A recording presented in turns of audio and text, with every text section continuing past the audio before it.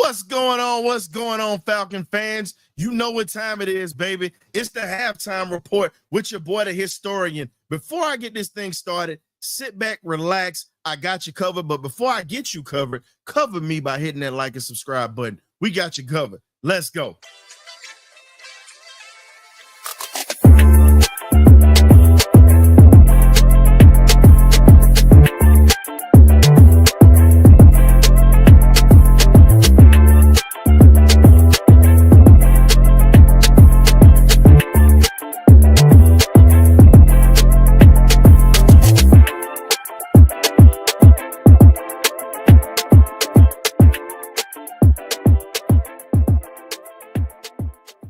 BirdCage. Hey, man, you know, new season, new video, you know, got to bring some of the old school Falcons back with some of the new. But let's go ahead and talk about these Falcons in this first half. Definitely liking what I'm seeing in the first game. A lot of attitude. Defensive line is balling. A lot of things we got to clean up offensively, but I got to give it the Eastern stick. I'm going to go ahead and get to his stats real quick. 15 out of 18, one touchdown. The last drive in 44 seconds, and he went 5 for 5 out of that drive. Now, one of the main guys is, as we do on this show, we talk heavily about our HBCU players. Shout out to Chris Blair, the forgotten guy in that room. Prairie View A&M, Alcorn State, stand up.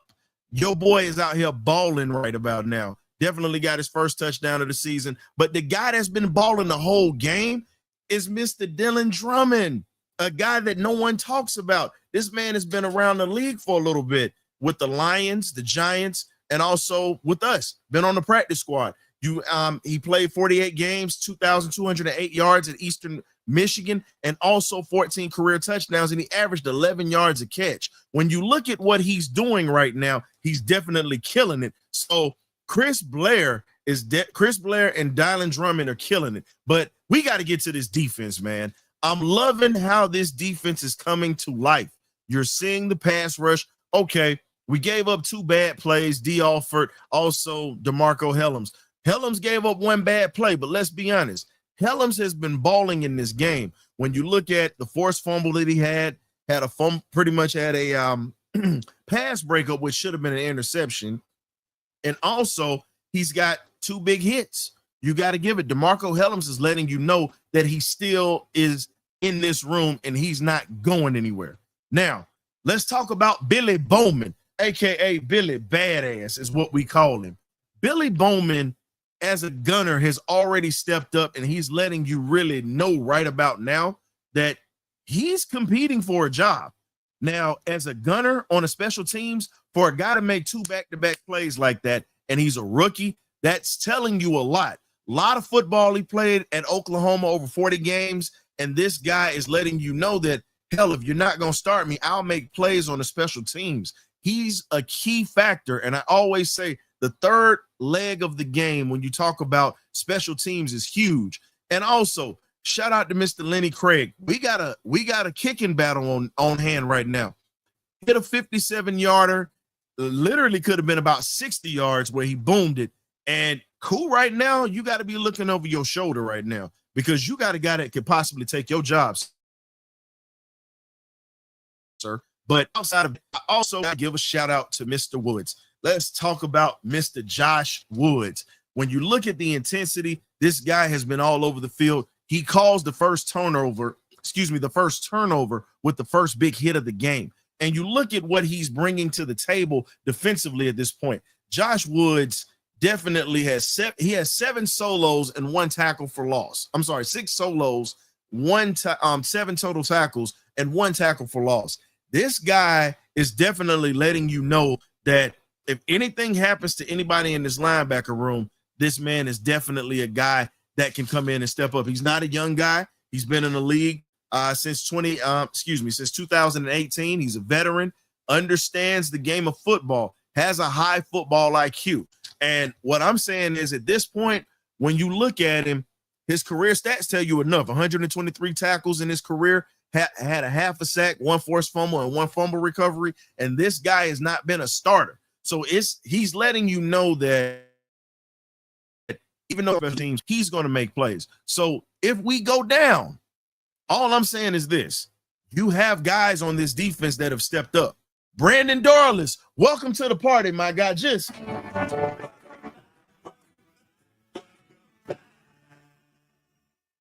welcome to the party, Brandon Dorless. You actually have showed up today, got a couple of plays in, and I like it. And I got to give Arnold Albuquerque a little bit of a welcome back. So stand with me real quick. Welcome back, Mr. Arnold Albuquerque, as well. You have showed up as well. So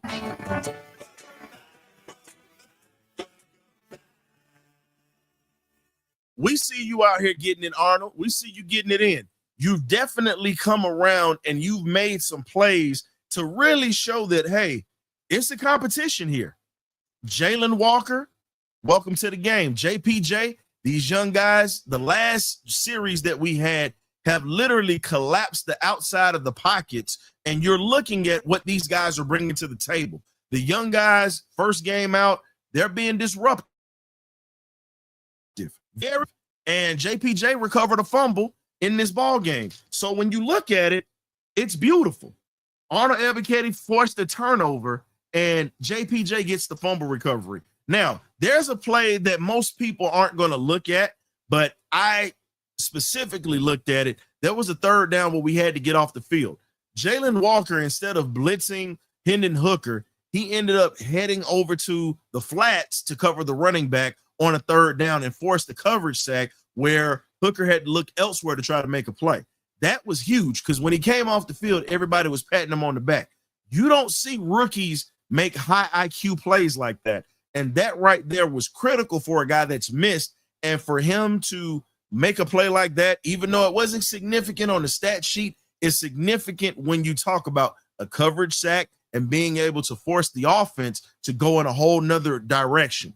This defense definitely is letting you know, even when it's vanilla, it can create turnovers. We got a couple of sacks today, ladies and gentlemen. Something we haven't seen in a while. We're seeing guys put hats on the football. We're seeing gang tackling at this point. JPJ almost has 2 sacks today. Young Buck already showing up in there, no penalties or anything. When you look at what we're doing defensively right now, you're seeing it. Now, D. Alford, I got to call you out on this. You got to get a little bit better in the pass coverage. I get that you got picked or whatnot in a play where Tesla was pretty much 6'4" going up against you. You had no chance, but you got picked. You have to be able to see these pick plays coming because, again, Tesla was a top receiver in the SEC, but no one talked about him because he was at Arkansas and they had a lot of transition. He definitely is a guy that has been a problem. I can tell you right now, according to my notes, I ended up getting at least 4 pressures from JPJ. I got 2 from Jalen Walker. So all I can say is that, and then I have a problem with the ref calling a hit against DeMarco Hellams. It was a bad play. It was a bad call by the referee. I saw more laundry around on the field than I did in Victoria's Secrets hanging with my lady or whatnot, trying to look at a few things, you know. But all I'm saying is this. You have to let the guys play this game. DeMarco Hellams made a clean hit. It was beautiful, period. Now, I agree with you on this when we say Alford is a veteran. Alford's played in the CFL as well. I understand miscommunications and things, but a pick play like that, a cagey veteran has to be able to see it developing before you give up the draws like that. You have to. So looking at this team defensively, I'm liking what I'm seeing, but I still want us to clean up tackling. And we've got to clean that up because we're putting hats on guys.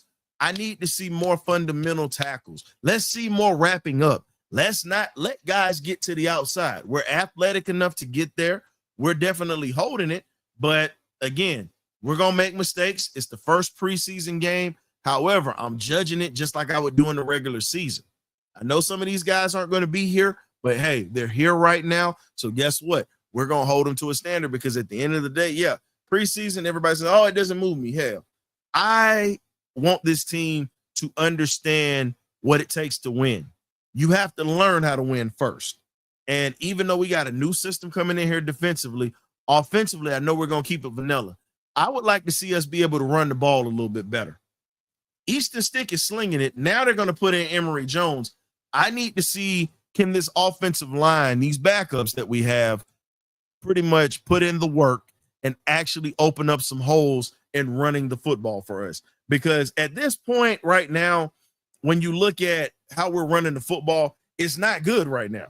We're passing the ball well. We're passing the ball very well. But when you talk about the other thing that we have, the third down efficiency is a problem, ladies and gentlemen. I'm going to pull that up for you so you can actually see that. The third down efficiency, we're 0 for 5 on third down. We have to be able to stay on the field to sustain drives on third down. That is a problem. As you can see right here, they're 2-6. We're 0-5. We have to do better around this area here. You cannot expect to win ball games, ladies and gentlemen, when you are 0-5 in the third down situation. You can't. So that's pretty much saying that our offensive line can't block. We've had 26 total plays. We've only had 151 yards to their 171. So it's been pretty much even. We got the same amount of drives as 6 drives. We're averaging 5.8 yards per play, and they're averaging 5.9 yards. 147 passing, 108 for their passing, and we're both teams are averaging 7 yards a catch. Shout out to the boy Jackson Meeks, former Georgia Bulldog / Syracuse Orangeman, who had a hell of a catch and definitely can run. But D, you got to get a little bit better on that, and so do you, Helms. You made some great plays, but you have to get better in the coverage side, because no matter how good these plays look now, you got to be able to sustain consistency. Consistency is key for this defense to pretty much stay there. We got 3 penalties for 28 yards. They got 5 for 50 yards. We got to clean that up. Unfortunately, one of those penalties was on my guy, Josh Simon, who made an appearance today. 2 catches, 9 yards, averaging 4.5 yards a catch. We'll get him some more, pretty much get him some more targets or whatnot coming up. But I'm just giving you the skinny of everything. Also, we have not turned the football over. That is critical. We are 1-1 in the red zone, but we got to get a lot better. Got to get a lot better at everything else that we're trying to do. I know it's vanilla, but we've got to get better at running the football, because everything at this point is very atrocious at this point, ladies and gentlemen, when you look at what we're doing on the ground. And if you look at it, we only have 4 rushing yards, and that's 7 attempts. You're not even getting 1 yard. We have not even averaged 1 yard. You're averaging half of a yard every time you touch the damn football. Look, Atlanta, you've got to be able to run the ball. You've got to be able to put yourself in a position to control the clock. If you can't control the clock, you can't win football, period. Whether it's preseason, whether it's in the regular season, the playoffs, Super Bowl, it doesn't matter. If you can't control the trenches with your hogs up front, and think about it. I said this the other day. I don't like the depth on the O-line. I don't. I need better road graders on my backup side that can also pass protect. Now, we've been doing all right so far, but we've got to do a little bit better with everything else that's going on with this team right now. There's a lot to fix. It's the first preseason game. I understand it. But the staple of the Atlanta offense is being able to run the football at will. We have to be able to run the football at will and have to be able to control the clock. I really like the fact that the defense has stepped up. The backups are here. They're flying around. They're making plays, and they're doing what we have to do. And honestly, at this point, offense, like you're throwing the football.